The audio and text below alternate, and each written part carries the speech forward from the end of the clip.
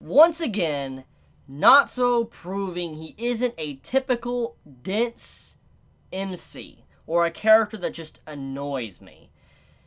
He proved himself in this episode. He was not relying on a common cliche of, let's say, someone like Rui walking in and disrupting the entire kiss scene within this episode.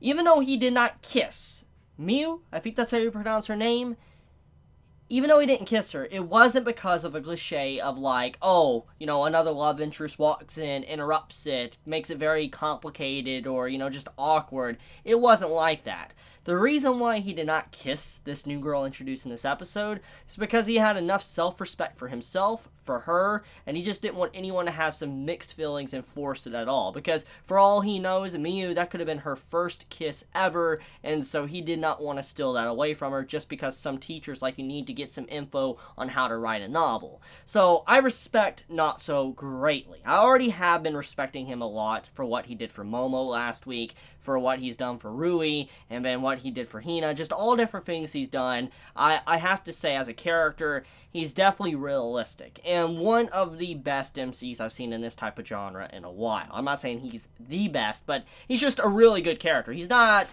obnoxious, he's not annoying, he just fits his role properly, and once again, anyone that really does hate Natsuo, or actually hates the series, I still don't see what they're talking about.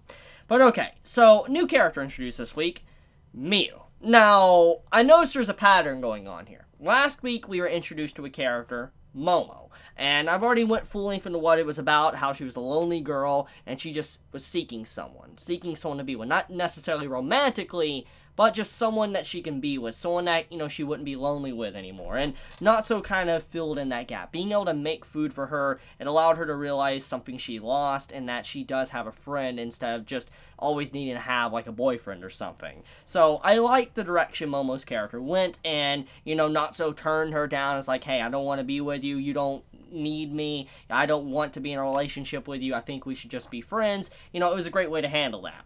And this episode, it is kind of similar in the regard of introducing a new female character and making us believe that she could be another love interest, but it doesn't actually seem to be the case. Now I'm starting to see why my friend told me that, even though it appears to be like a harem, or it looks like a harem, it really isn't. Because Miu or whatever, she is someone that she kind of seems a little bit shy, not necessarily to the level of socially awkward as Rui, but she's very shy. She doesn't really have an assertive, voice. She can't assert herself. She's someone that's just so shy that she can't express anything about her. And because of that, that's why her, mentality of wanting to form a club, a literacy club, is not happening. Why she can't get this club to form is because she can't get her voice out there. So it's really good news for her that someone like Natsuo, which is very straightforward, says it like it is, says his true feelings, actually joined the club. Because if it wasn't for him, she probably wouldn't be able to even have her club or have more members to join that she could talk to people with about her books and things she likes. So I can respect that, and why the teacher wanted Natsuo to join, which, by the way, let's talk about that teacher. So we are introduced to a new character. This teacher is called Kiriyaya, or however you pronounce his name. He is someone that, at first glance, he is a very shady teacher. He seems to be a guy that isn't necessarily a good dude. I mean, he's sitting on the roof, from first impressions, he's sitting on the roof, he's smoking a cigarette, and he's just looking at Natsuo. That's kind of looks like he's skipping class. And so you're like, this teacher most likely isn't, probably a good guy, or at the very least not a good teacher. And then you see how he actually helps out Natsuo. He points out, oh, you are studying and all that. You are, reading books and stuff. And when he walks into the library, even though he seems very forceful about it, he's forcing Natsuo to join the club, he is doing it out of the sake of another student. For instance, the girl Miu, and how she seems to be very lonely.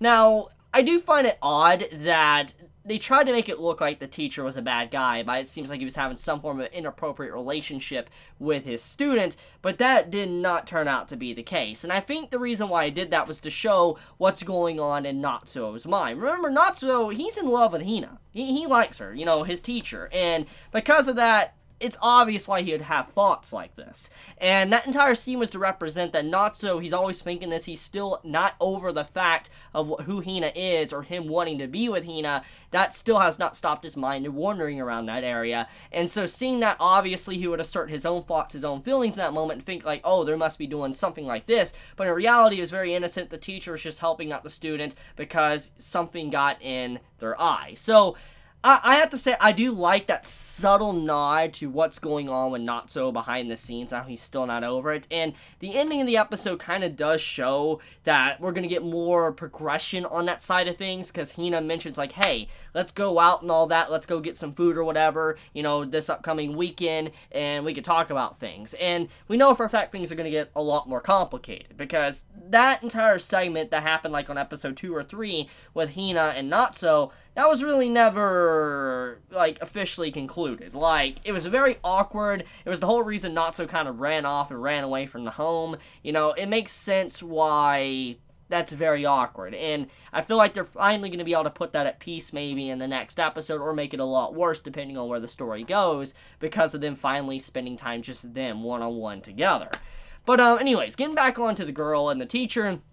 The teacher, like I said, the first impressions, he seems to be a bad dude. And it's kind of very similar to what they wanted us to think from Momo in the last episode, that she seemed to be someone that was out there just to get with a guy, be very easy, whatever, but that wasn't the case. And once again, that theme was planted on the teacher, and Miyu as well. She was someone that might be getting taken advantage of, but that really wasn't the case. It just seems like the teacher deep down does care about her, wants to watch over her, and, you know, see if she can actually have a happy school life.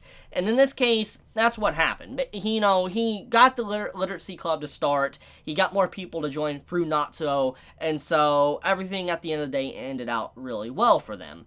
And I think Miyu, she needed this. She's someone, like I said, she's missing a friend. She might have, you know, friends or something behind the scenes, but maybe no one that's really interested in the same subject that she's in. For instance, reading, talking about books. And I can understand that thought. I mean, me as someone that likes anime, likes manga, even though we have access to the internet, we're able to talk with people, like-minded individuals on forums, websites, whatever, YouTube and all of that, you know, mainly, a lot of people do like to talk with people in real life about subjects they like. And if you can meet someone in real life and just express your happiness for something, you know, you can really just, you get all bubbly, and it just, like, your life changes. And in this case, that's kind of what happened to Miyu. She was someone that, you know, she needed someone to be able to communicate with, talk about her passion, and Natsuo as well. He needs someone to really express his passion. He may not be at the level where Miyu was, and how she was hiding it or not really asserting herself, but Natsuo, we know he likes literature. We know he likes books. He likes reading. He likes to write, and